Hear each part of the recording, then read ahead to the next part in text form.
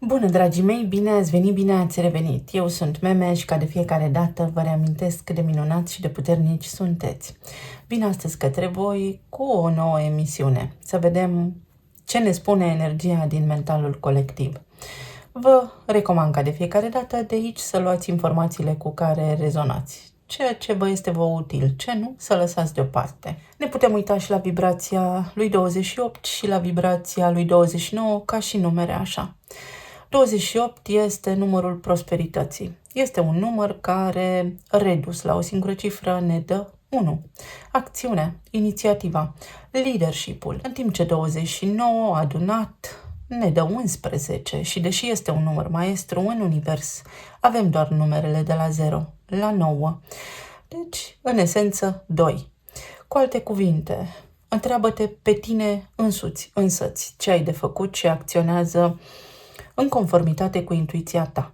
Pentru că tu ești cel mai în măsură să descurci situația de viață în care te regăsești, să iei decizia potrivită pentru tine. Nu va exista nicio altă persoană din exteriorul tău mai potrivită să te îndrume decât tu însuți. Și aici vorbesc despre armonie între minte și suflet, de un întreg. Cam despre asta este vorba. Și apoi dacă ne uităm la concluzia pentru aceste două vibrații, îl vedem pe 12 sau pe 3. Cu alte cuvinte, împărăteasa care naște ceva foarte bun, împărăteasa care spune că poți să reușești, este o confirmare, o validare pentru tine și sufletul tău că nu te afli aici sau acum degeaba, ci că poți mai mult de atât, în timp ce 12 este spânzuratul care spune stop joc, uite așa nu se mai poate, schimbă-ți puțin perspectiva. 12 luni în calendar, 12 case astrologice, ciclul de 12 pe care se regăsește Jupiter. Jupiter care, uite că mă gândeam astăzi în timp ce spălam vasele, la modul cât se poate de onest și de cinstit, care mărește. Dar gemenii ca arhetip sunt arhetipul tinereții. Astfel că, dacă ar fi să mă uit la acest aspect un pic mai altfel, să abordez așa, cum îmi spune mie intuiția acum, acest Jupiter în Gemeni te poate întineri. La nivel atomic, subatomic, te poate regenera. La nivel de țesut, la nivel celular, la nivel de sănătate, la nivel de gândire. Este ca și când în tine acum copilul care n-a murit, este în trecut, dar trecutul există doar în acest spațiu liniar, practic nu îl ai, nu îl poți accesa, iese la suprafață și poate începe ceva nou, te poți maturiza într-o altă direcție, poți începe ceva deosebit. Poți pune frână, acum poți coborî din această mașină și te poți urca în tren. Poți să călătorești într-o altă direcție. Poți face practic tot ceea ce vrei tu, atâta vreme cât înțelegi acest principiu. Ești co-creator, ești pe deplin responsabil de viața ta. Nimeni nu decide pentru tine. Este doar o iluzie că altcineva poate lua hotărârea în locul tău. Așadar, 2 zile cheie, 2 oportunități favorabile să-ți asculți intuiția și să începi să faci ceva pentru tine, indiferent de blocajele pe care le ai, indiferent că te simți sau nu bine, poți hotărâ astăzi să ai zile bune, zile fericite, pentru că se poate. Numărul 1 și numărul 2. Să vedem ce ne spune energia. Să consultăm și un oracol. Este un oracol optimist acesta. Ai nevoie de tact și de diplomație ca să îți atingi țelurile. Vei ajunge într-o altă etapă. Este posibil să găsești alte căi prin care să îți atingi țelul. Nu este totul așa cum pare, nimic nu este fix, mai ales cu energia de acum. Să vedem. Fii blând. Fii blând și vei obține. Blând, dar ferm. Cavalerul de monede. Încet și sigur câștigi cursa. Uite înalta preoteasă. Uite spânzuratul. Uite împărăteasa. Magic, magic. Să vedem. În sinea ta știi că trebuie să faci o schimbare și energia în acest moment îți confirmă. Îți confirmă că faci bine ceea ce faci, dar înainte de a porni la acest drum, schimbă ceva Încearcă să vezi problema sau să te uiți la planul tău, să analizezi puțin gândul dintr-o altă perspectivă. Poți să ceri o părere, dar să știi că nu va fi neapărat părerea care te va ajuta să iei hotărârea finală sau nu ar trebui să contezi foarte mult pe ceea ce spun ceilalți. În zona relațiilor, există aici, în sufletul vostru, un moment în care vreți să vă retrageți. Există liniște pentru unii dintre voi. Dacă sunteți în relații de cuplu, unii dintre voi s-ar putea să fiți obosiți. Să faceți lucrurile în același fel și simt aici că vă doriți o viață diferită sau să se schimbe ceva. Schimbarea se poate produce în viețile voastre prin tact, diplomație, blândețe și fermitate. Toate aceste atribute pot să vă asigure vouă succesul și calea către ceea ce vă doriți, către acea schimbare, să ștergeți practic o durere, să treceți la o altă etapă în relația voastră de cuplu. Poate fi vorba aici despre multe încercări de a obține o sarcină sau poate fi vorba despre multe șanse acordate cuiva. Toate aceste lucruri să știți că au un răspuns și răspunsul vine din acest calm de care voi ar fi indicat să dați dovadă în perioada ce urmează. Dacă sunteți singuri, acest blocaj ține de ceva sufletesc. Există în sufletul vostru ceva ce vă blochează, dar este și o lipsă de încredere în umanitate, în oameni, în modalitatea prin care vă raportați voi la oameni. Aveți o părere despre oameni. Poate că sunt răi sau că vă dezamăgesc sau că ați avut diverse situații în care v-ați regăsit și uite cum această părere vă blochează materializarea unui potențial minunat. Încercați să aveți un pic de încredere în oameni. Sigur că există fel și fel de personalități și de tipologii de oameni, dar cu siguranță vă puteți alinia până la nivel de celulă cu cineva. Asta ne spune împărăteasa. Nu vă pierdeți încrederea. Cu blândețe, fermitate înainte. Pentru cei care sunteți în perioada de separare, aici vi se spune că este timpul să mergeți către o altă etapă. Acest blocaj înseamnă practic și o revelație. Să vedeți acum sau să aveți curajul să admiteți faptul că relația poate nu a mai funcționat, să vedeți acele dedesubturi la care înainte nu vă uitați, să înțelegeți acele lucruri pe care înainte le negați. Pentru că aveți în față o viață bună care poate începe imediat ce voi vă schimbați perspectiva despre fosta relație și anume faptul că nu a fost o relație rea, ci a fost o experiență, facem un pic de alchimie, transmutăm energia și o luăm de la început în altă direcție pentru că se poate. La nivel de plan financiar, sunteți puțin blocați. Ceva nu funcționează aici bine, pentru că unii dintre voi s-ar putea să aveți o altă direcție. Pentru alții dintre voi este o întârziere la plată sau sunt niște întârzieri, dar care ar trebui să vă dea vouă de gândit când vine vorba despre proceduri, despre modul în care operați la locul de muncă sau despre ceea ce se întâmplă la nivel financiar acolo sau ca și colectiv, ca și regulament de ordine interioară, lucruri pe care sigur că le puteți semnala pentru că au soluții și sunt benefice pentru voi.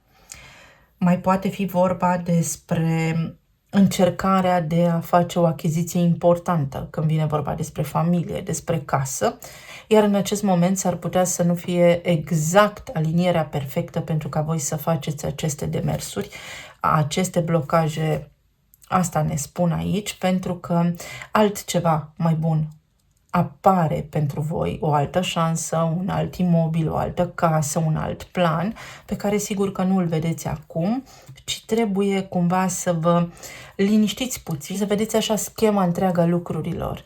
Și bineînțeles că astrologia ne susține în această direcție, pentru că avem tot soiul de cicluri care au început acum ceva timp.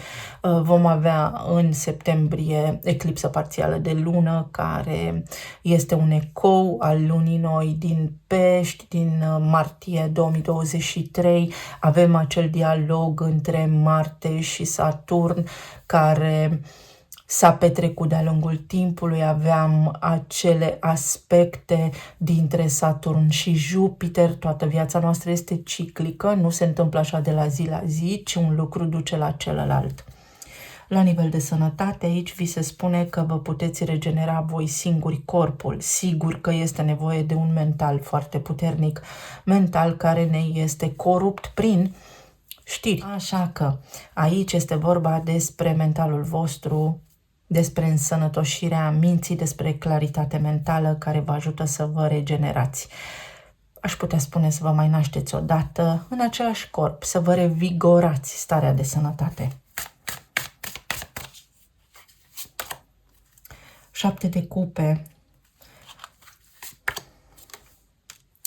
moartea, regina de pâte. Dacă aveți ezitări, dacă aveți ceva dubii în această perioadă, este pentru că nu știți exact ce vreți să faceți. Vă simțiți un pic pierduți, bombardați, sigur că da, din exterior, cu fel și fel de informații care au acest rol de a vă ține în confuzie, dar există aici sufletul vostru și mai mult decât atât spiritul care vă ajută să vă transformați, să ieșiți dintr-un blocaj, vă împinge așa de la spate energia, să aveți încredere în voi, să faceți un pas către direcția dorită. Este vorba, sigur că da, aici și despre cineva care poate lua o hotărâre importantă în ceea ce vă privește, sau aceștia sunteți voi. Este timpul să luați o hotărâre importantă și să faceți niște demersuri care au în spate o acțiune susținută, consecvență și perseverență pentru a debloca ceva, pentru a vă înnoi, pentru a vă reînnoi viața, pentru a ieși dintr-o situație. La locul de muncă se poate schimba ceva când vine vorba despre proceduri, despre autoritatea de acolo, despre manager, șef, șefa, managera, despre modalitatea în care s-au întâmplat lucrurile până acum și vi se spune să aveți curaj să vă cereți drepturile. Sigur că fără bătăi din picior, dar cu încredere că se poate. Poate fi vorba despre lipsă de susținere din partea partenerului, poate fi vorba despre această ambiguitate care ne învăluie, nu știm către ce ne îndreptăm, poate fi vorba despre niște lucruri care încă vă stresează într-o fostă relație, în legătură cu o fostă relație, de ce s-au întâmplat așa lucrurile. Intrați în sufletul vostru, pătrundeți în mintea voastră și încercați să transformați, să nu mai căutați neapărat răspunsuri, pentru că răspunsurile vă vor veni pe măsură ce voi nu veți mai fi atât de atașați de acest plan material și de acest concept social inventat pentru control și cenzură. Sunt cărți foarte frumoase. La nivel de sănătate există recuperare aici, există externare, există revigorare, există transformare dintr-o stare în alta și este o stare mai bună. Să aveți grijă pe partea aceasta de cardiologie, de bătăi ale inimii neregulate, tot ce ține de tranzit, de gastroenterologie, de reflux esofagian. Să aveți grijă de acest gen de simptome, să le spunem așa, de indicii. Uite, moartea, transformarea, să știi că vei primi această claritate mentală sau nu o vei primi, că nu o primești din aer, din eter, ci o vei căpăta. Te vei lămuri. Se întâmplă niște lucruri care te ajută să iei o hotărâre înțeleaptă în legătură cu drumul tău de acum înainte, dar și cu prietenii pe care îi ții aproape, în legătură cu relațiile tale de tot soiul și sigur că va fi foarte important, mai ales în lunile ce vor urma, când Pluto face acel pas înapoi în Capricorn. Este un tranzit important pentru că se întoarce în Capricorn ultima dată în această viață pentru noi, cu acest nume și acest prenume, și va face curățenie pe acolo. Când vine vorba și despre relații, dar și despre lucrurile care au legătură cu nodul sud din balanță, cu tot ceea ce ține de diplomație, de cum am lăsat noi loc în toate relațiile noastre de bună ziua, ce atașamente avem și cum ne eliberăm de ele. O relație se poate transforma, o relație se poate încheia sau o relație se poate relua.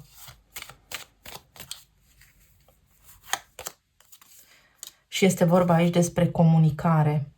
Comunicarea blândă, comunicare care se poate iniția. Ori să vă cereți drepturile, ori să mai cereți o a doua părere când vine vorba despre sănătatea voastră. Să nu mai așteptați un răspuns, să nu mai rămâneți în această stare a de ceului, de ce s-a întâmplat așa, de ce ne-am despărțit, ci să mergeți înainte cu viața voastră, pentru că nu este degeaba, există un sens. Sunt lucruri foarte bune care se întâmplă, sigur că dacă noi le vedem. Altminteri trec zilele fără sens pe lângă noi. Puteți afla despre o logodnă care se anulează sau despre o petrecere care se anulează și acest lucru se poate. Intuiția. Al 6-lea simț. Uite, când vine vorba despre fostele relații, ceva din ceea ce se întâmplă acum are legătură și cu fostele relații.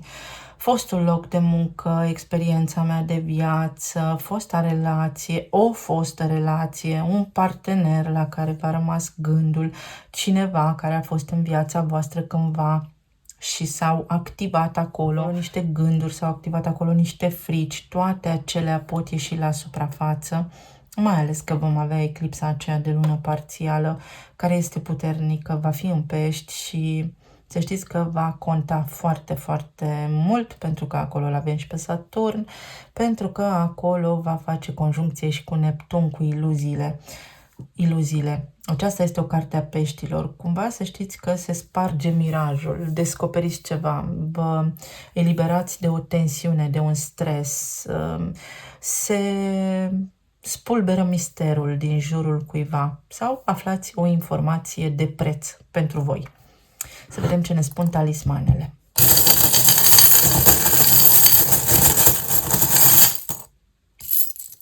Mai este un aspect, mai ales pentru cei care v-ați despărțit, acel de ce vă ține încă prinși, așa cum am spus și ieri, ca în Arcana Diavolul, de trecut. De ce? De ce este o treabă a ego-ului, nu a sufletului. Uite, trebuie să renunți la o luptă, la o idee fixă. Trebuie să renunți la ceva. Pe de altă parte, să știi că ai puterea să treci peste niște situații. Ai puterea să schimbi ceva. Ar trebui să fii mai ferm în viața ta. Și uite așa, te poți bucura. Poți culege niște roade importante, mai ales în luna ce urmează. Se învârte roata, îți schimbi tu starea și ai acces mai sus, urci în viața ta la nivel social, urci în carieră, urci ca și importanță în viața cuiva, dar ar trebui să urci mai ales în viața ta. Un ciclu de nouă care are legătură cu niște dureri sufletești, cu niște apăsări ale tale interioare proprii. Mai este vorba și despre încheierea unui ciclu când vine vorba despre relațiile de iubire sau despre niște chestiuni oficiale, legale, moșteniri, tot soiul de treburi care au durat. Se produce o aliniere perfectă pentru ca tu să schimbi ceva în viața ta, ora exactă, ești aici cu rost, poți schimba ceva în viața ta. Uite, leul, atenție la inimă, sau este vorba despre a fi om, a fi om. A fi un om calculat, un om cerebral, un om responsabil. Bucuria vieții. Te bucuri de un bilanț. Tragi linie și spui sunt bine, nu-mi lipsește nimic. Sau mă bucur de ce am și merg înainte. Să încerci să avansezi pentru că poți.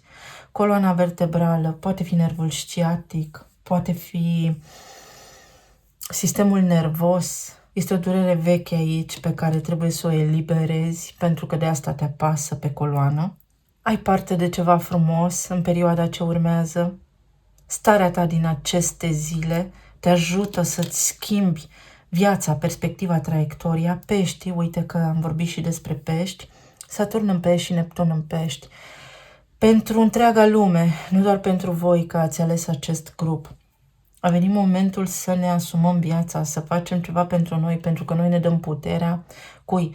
Lui Saturn, adică instituțiilor, guvernului, etc., etc., altor oameni să creeze viață bună pentru noi. A venit momentul să ne luăm înapoi puterea și de la parteneri, și de la părinți, și de la prieteni, să facem noi lucrurile de care avem noi nevoie, să ne iubim noi pe noi, să avem noi grijă de noi, să nu mai avem așteptări de la ceilalți, pentru că așa ajungem să atingem această stare de beatitudine. Atenție la vise, atenție la mesaje subliminale sau la faptul că s-ar putea să vedeți niște semne care au o importanță deosebită pentru voi. Și avem inițialele K și S, atenție la chei, chei de tot felul, să nu vă pierdeți cheile, atenție la chei, să nu uitați ușa deschisă, la, știu și eu, treburi mai complicate, cu spargeri de apartamente, atenție, mă gândeam acum la cum sunt în Spania cei ocupas, care vin și îți ocupă locuința, foarte bizar sistemul, sau o cheie de activare, un moment de luciditate care te ajută să te întregești și să fii și mai puternic decât erai. Sunt ceva țări nordice aici sau mai este vorba despre Asia, despre medicina chinezească, poate găsești în horoscopul chinezesc sau medicina chinezească niște informații care te pot ajuta. Socul te ajută, floarea de soc te ajută, socata, știți despre ce este vorba, despre fermenți. Atenție și la microbiom, la sistemul digestiv.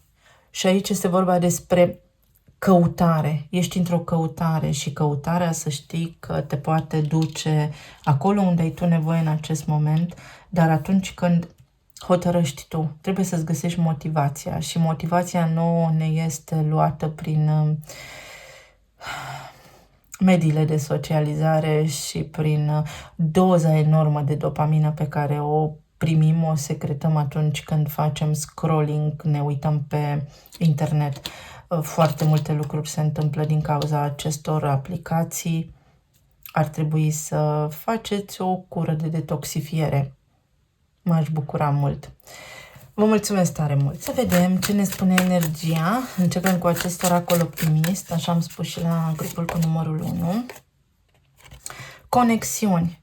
Fie faci tu niște legături foarte importante în mintea ta la nivel informațional și ți se așează piesele în puzzle, fie este vorba despre faptul că ai nevoie de un network, de o rețea de oameni, ai nevoie să îți creezi o comunitate sau ar trebui să te conectezi cu niște oameni, să intri pe aceste zone online pentru a reuși ceea ce te preocupă acum. Acțiunile tale din acest moment, spune această carte, te pregătesc pentru următoarea oportunitate. Deci este o legătură între tine și modul tău de operare sau ar trebui să cauți niște răspunsuri, să cercetezi, să te conectezi în primul rând cu informația pe care o dorești, să începi să cauți pentru că afli ceea ce te interesează. Ok. Avem regina de bâte. O voi lua pe aceasta și nu mă mai uit la ce s-a întâmplat aici pentru că nici n-am apucat să le amestec eu. Avem justiția. Faetonul și înaltul preot. Ce cărți bune are toată lumea astăzi. Uite, conexiunea sau niște informații îți dau încredere să avansezi, să faci niște demersuri importante, demersuri oficiale, demersuri foarte responsabile, foarte practice pentru viața ta. Dacă ai în minte acum ceva, energia îți sugerează să pui în aplicare planurile pe care le ai pentru că poți rezolva oficial niște lucruri la care te gândești. Dacă ne uităm din perspectiva relațiilor, aici există foarte multă pasiune. Pasiune care trebuie puțin echilibrată și cumva susținută și de această parte a emoțiilor, pentru că altminteri rămâi la stadiul de pasiune, de atracție fizică, de chimie pură, care sigur că la un moment dat vă va și separa când va dispărea atracția respectivă. Energia îți spune echilibru între pasiune și emoție, pentru că asta îți va aduce ție o relație stabilă, mai ales dacă ești singur. Pentru cei care sunteți în cupluri deja, poate scânteia, pasiunea a dispărut cumva pentru că ori o căutați în afara casei, ori vă este gândul către alte lucruri pentru unii dintre voi și vă împiedică doar acest act oficial pe care îl aveți cu partenerul vostru dacă sunteți căsătoriți. Pentru alții dintre voi văd că aici căutați cumva sfatul unui om matur, poate este vorba despre niște demersuri pe care le faceți oficial, când vine vorba despre familia voastră, este aici un început, sunt aici niște etape importante din viața voastră care încep acum și care, într-o oarecare măsură, vă sigilează vouă parteneriatul, adică toată lumea este mulțumită.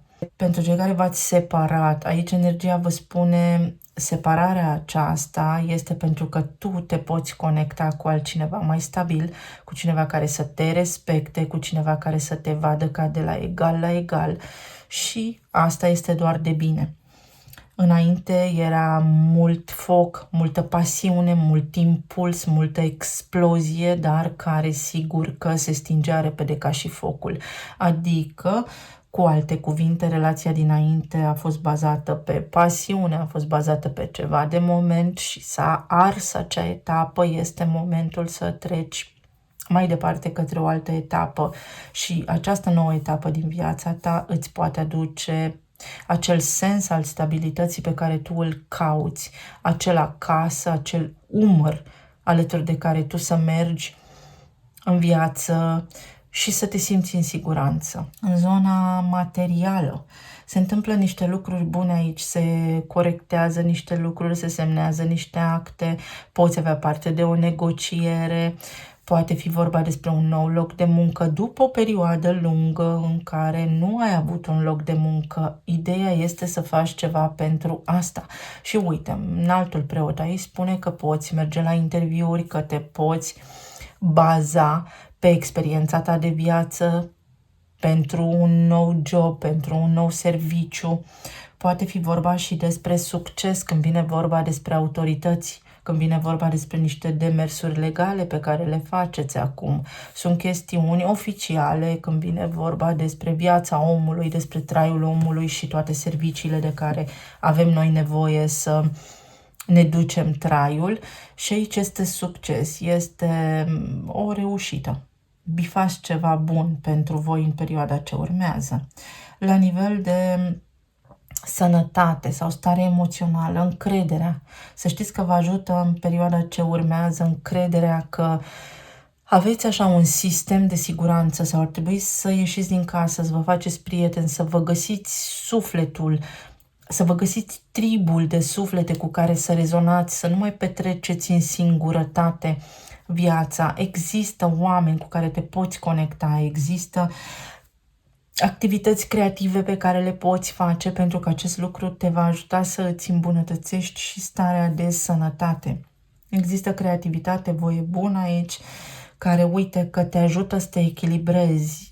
Chiar dacă un ochi plânge, celălalt râde și cumva să știi că perioada ce urmează se întrevede a fi destul de favorabilă pentru tine. Ideea este să miști tu energia și să iei această hotărâre că astăzi ești fericit sau mâine sau la 3 zile după. Poate fi vorba despre cineva care primește ceea ce merită.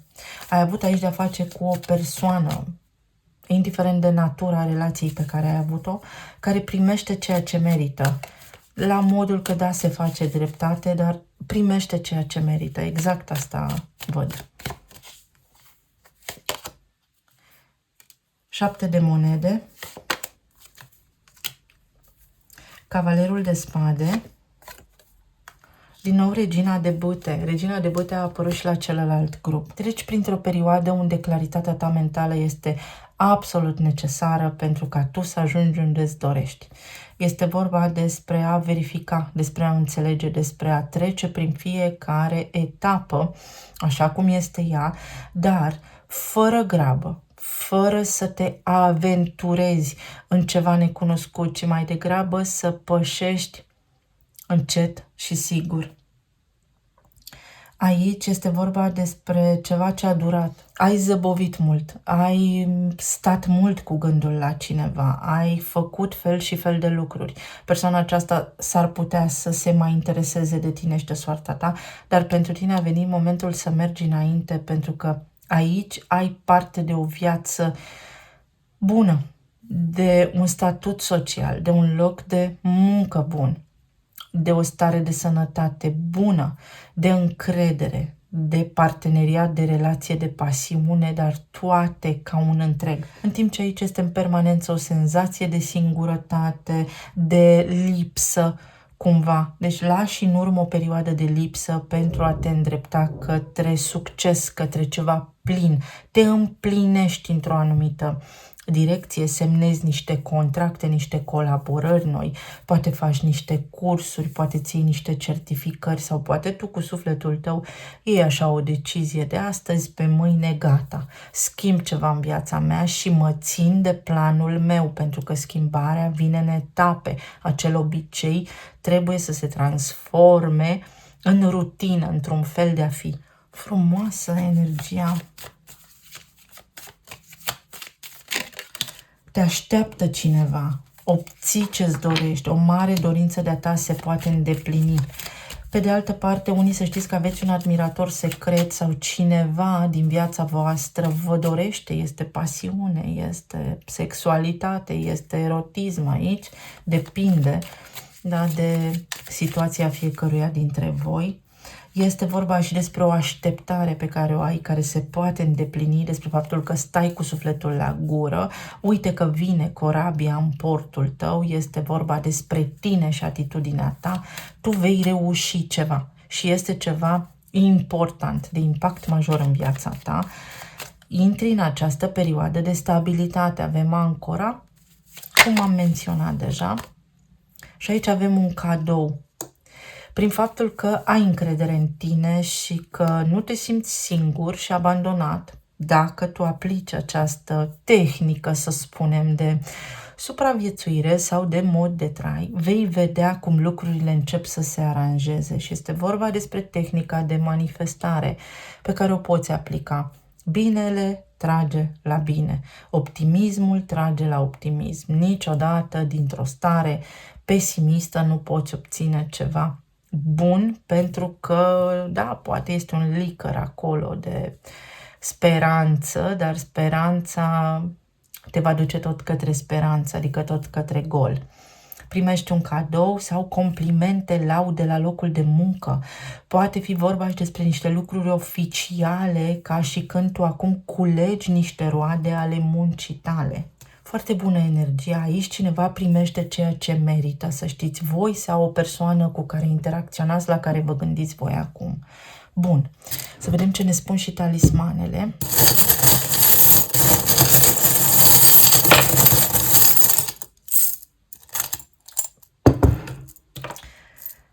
Magic, magic, magic, așa cum am spus, aici este vorba despre chimie, despre pasiune, despre erotism și, uite, nebunie, bătăi de inimă accelerate, în sensul bun, desigur, despre o îndrăgostire sau despre complimente, poate roșești, poate cineva te complimentează, uite, sunt declarații de iubire, sau cineva nutrește toate aceste sentimente pentru tine în secret și poate fi cineva de la locul de muncă care este în apropierea ta, poate fi cineva din trecutul tău cu care te-ai conectat acum ceva timp, poate fi vorba despre cineva din comunitatea ta de pe lângă casă.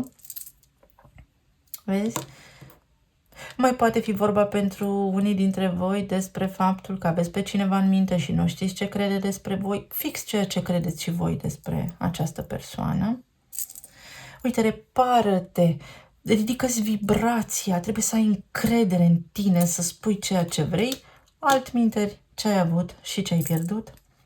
O ieșire în oraș este aici, romantică sau o excursie sau cineva te invită să stați de vorbă sau se bagă în seamă, pur și simplu. Uite, unii dintre voi începeți niște renovări sau trebuie să reparați ceva. Fie când vorbim despre starea de sănătate și este ca și când vine acest mesaj ca o confirmare pentru voi că vă puteți însănătoși sau cineva drag vouă se poate însănătoși, fie a venit vremea să fiți mai atenți la starea voastră de bine înainte de a-i pune pe ceilalți pe primul plan. Și nu vorbim despre egoism aici, vorbim despre faptul că dacă voi nu sunteți bine, cum îi puteți ajuta pe ei. Roata destinului, fabulos. Nu contează modalitatea prin care viața te poate surprinde, universul, cum manifesti, nu contează, nu-ți pune întrebări, crede și primești. Roata destinului, șansa, două șanse, două direcții. Nu te gândi, acționează pentru că de undeva sare iepurele. Unii dintre voi s-ar putea să aveți aici legătură cu aviația sau a venit timpul să vă luați zborul, ați zăbovit suficient de mult într-un loc, într-o locație, într-o casă, la un loc de muncă sau ați analizat destul și a venit vremea să faceți ceva în această privință. Împărăteasa. Uite, declarații de iubire. Măi, la voi în acest grup, aici este cu îndrăgostit sau este pur și simplu acea încredere. Aveți o perioadă foarte optimistă, simțiți așa că lucrurile capătă sens, parcă lucrurile încep să meargă, uite, roata se învârte, începe să fie din ce în ce mai bine. Poate fi și o sarcină aici sau pur și simplu cineva te prețuiește foarte mult. Pentru cineva însemni ceva foarte mult, te dorește, te divinizează. Încrederea. Și este o chestiune serioasă pentru unii dintre voi. Este și o cerere în căsătorie, să știți, pentru unii dintre voi. Aici este moartea, o situație care se schimbă. Se construiește un pod și aici vorbim despre o aliniere. În frecvențe, în rezonanță, despre abilitatea de a sta de vorbă fără să ridicăm tonul, despre înțelegere, negociere, armistițiu, pace. Iar aici avem inițialele M-I-K-E, Mike. Poate fi cineva cu un nume de sfânt sau poate fi vorba despre cineva faimos sau cineva care are așa o aură foarte misterioasă sau este foarte, foarte chipeș. Cineva cu o voce frumoasă care să știți că poate și cânta sau să fiți atenți când auziți niște complimente de la cineva anume, pentru că, uite, cineva s-ar putea să încerce să repare relația cu voi și va face tot posibilul și cumva și-a propus această persoană să fie foarte responsabilă, să se țină de cuvânt, foarte matură. Atenție la alimentele procesate, încercați să stați deoparte de fast food și toate aceste lucruri care sigur că îmbolnăvesc. Mă uitam zilele trecute la poze din anul 1960 în care oamenii erau toți slim fit, trași prin inel, condiție fizică, stare de sănătate excelentă, credere, debordați de energie. Sau poate vă îndrăgostiți, aveți așa o stare foarte, foarte, foarte jucăușă. Poate este cineva și voi aveți tendința să respingeți această persoană sau sunteți rezervați în urma unor experiențe trecute și persoana aceasta se tot chinuie. S-ar putea să fie o diferență aici de naționalitate sau de mentalitate, de vârstă, ceva. Și asta să vă scoată puțin din zona de confort. Cineva spune știu, ajungeți la o înțelegere. Ajungeți la un consens, o negociere, sunteți de acord sau întru totul de acord cu cineva, rezonați cu cineva. Atenție la manipulare. Atenție la manipulare aici. S-ar putea să fie cineva care este foarte atent la ce faceți, ce spuneți, vă copiază sau folosește împotriva voastră cuvintele voastre. Să fiți atenți la aceste lucruri. Sau a făcut-o deja și acum vine și își cere scuze. Și cam atât pentru moment. Vă mulțumesc tare mult, vă doresc să aveți o zi minunată, zile minunate, să fiți bine, sănătoși și iubiți și să ne reauzim cu bine data viitoare. Pa, pa!